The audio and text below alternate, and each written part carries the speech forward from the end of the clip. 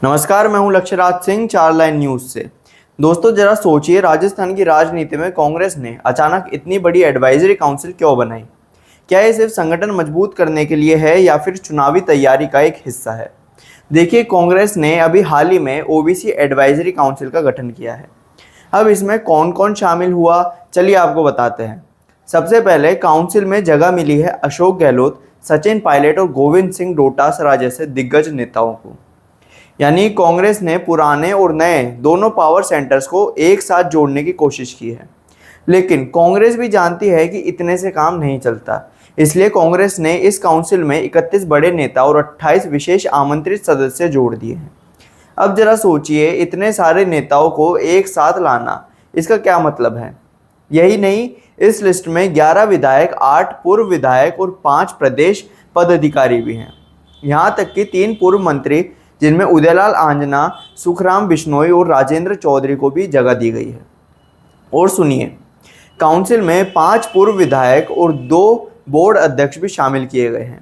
यानी हर लेवल के नेता को साथ लाने की कोशिश की गई है। अब सवाल ये उठता है कि कांग्रेस इतनी मेहनत क्यों कर रही है? तो जवाब सीधा है, ओबीसी वोट बैंक।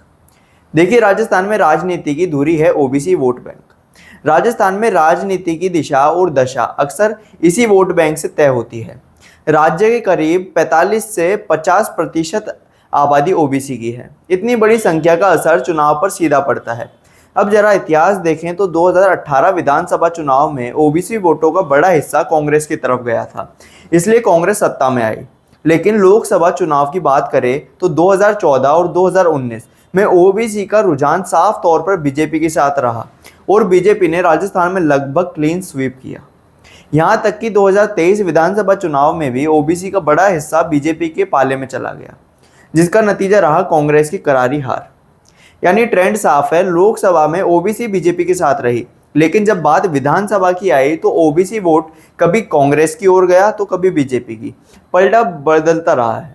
अब सवाल यह है कि क्या अशोक गहलोत, सचिन पायलट और डोटासरा जैसे दिग्गजों को जोड़कर कांग्रेस इस बार ओबीसी वोट को सिर्फ अपने पाले में ला पाएगी, या फिर बीजेपी का Modi factor plus OBC card इतना मजबूत है कि कांग्रेस को मेहनत बेकार जाएगी? तो दोस्तों, क्या कांग्रेस का ये मास्टर स्ट्रोक वाकई में काम करेगा?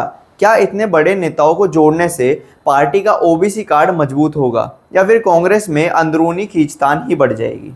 ये देखने वाली बात होगी। आपको क्या लगता है, क्या कांग्रेस का ये दाव चुनाव में असर दिलाएगा? कमेंट में ज़रूर बताएं और देखते रहिए चार लाइन न्यूज़।